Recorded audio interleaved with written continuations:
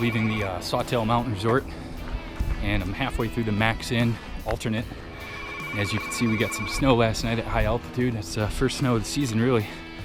And it is, August 28th, I think. So a little bit of taste of winter here, a little early, but still got another month before actual winter sets in, hopefully.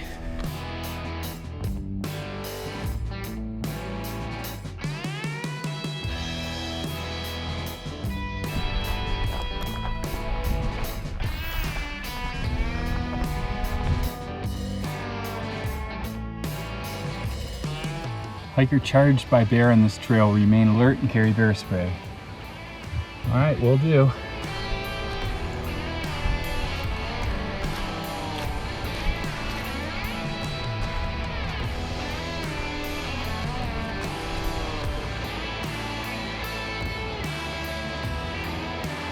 So I just crossed the border from Idaho into Montana, and basically right then and there, that's where the trail stops. Gotta love that. It's kind of like driving into Michigan from Indiana or Ohio. The roads are all nice. As soon as you get into Michigan, it's a shit road.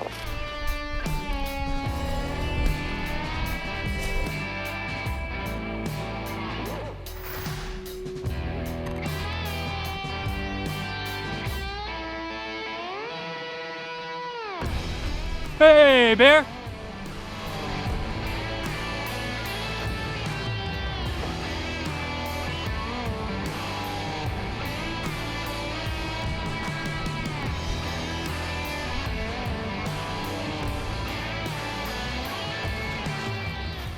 So I'm back on the CDT now, all done with the Macks Inn alternate, and it really wasn't that scenic.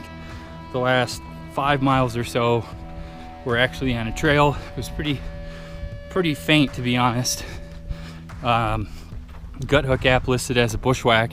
There was a faint trail, and yeah, it was mostly just roadwalk the whole time. So the only benefit to doing the Macks Inn cutoff is to save time.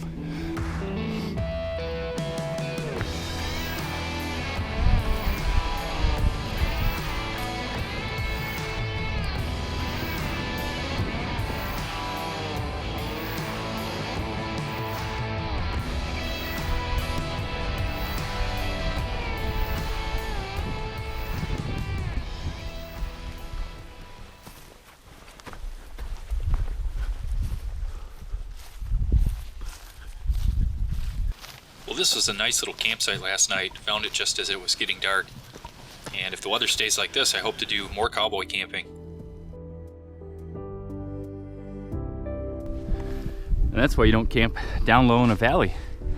All that condensation. And over there is, it's gotta be the Grand Tetons. I'd recognize that teat anywhere.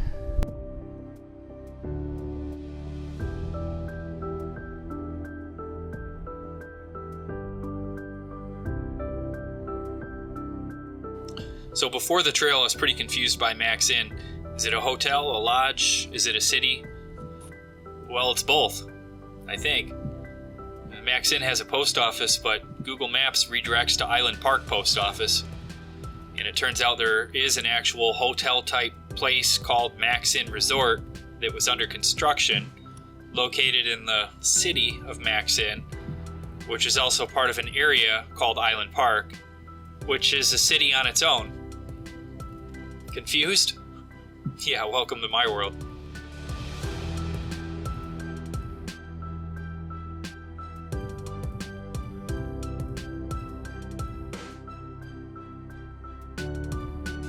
Well, that's a pretty good sized print. I'm gonna have to say Grizzly on that one.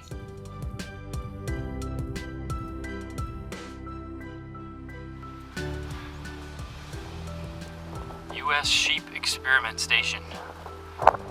Alright then. Sheep experiments, cool.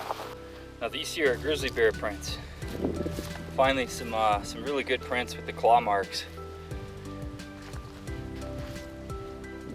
Look at the size of that. Good thing he's going the other way. I'm actually going this way.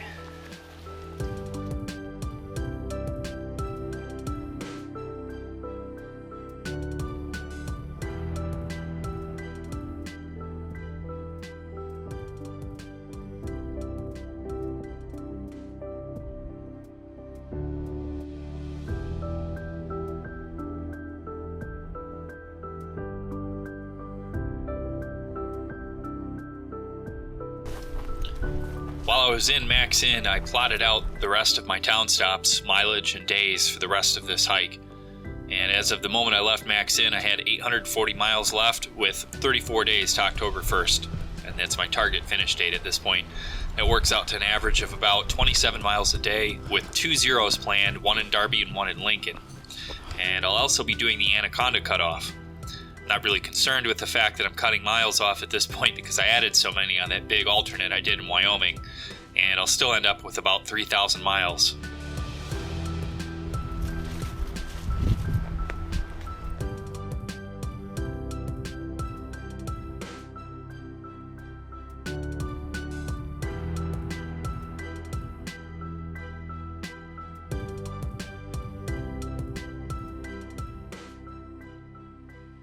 So this is what my feet look like most nights when I take my socks off. Yeah, so a little bit of dirt.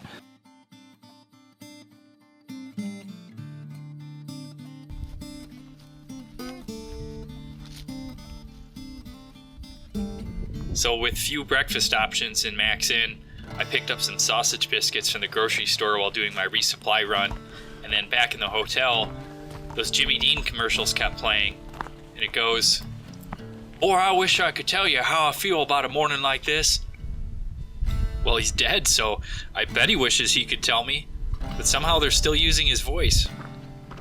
All I hear is, "Hi, I'm Jimmy Dean, here to bring you an important advertising message from the grave. Try my new sausage biscuits. They are delicious."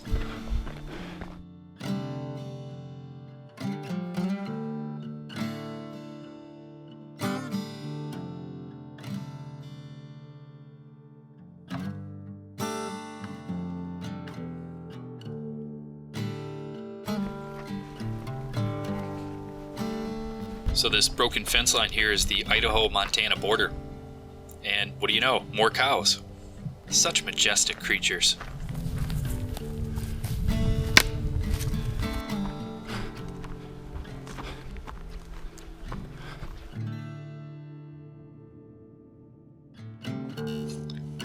So the Continental Divide Trail generally follows the Idaho-Montana border, often represented by a fence line just like this, for over 300 miles, all the way to Chief Joseph Pass. And it's common for the trail to zigzag back and forth between both states, but will stay within a mile or so of the border for quite a while now.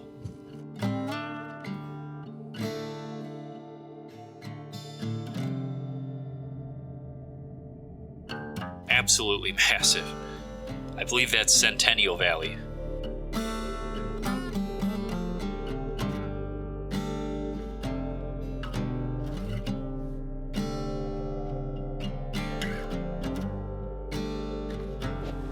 Perfect.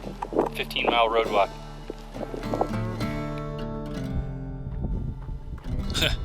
Good job. You're totally safe 3 feet away. What you looking at, fool?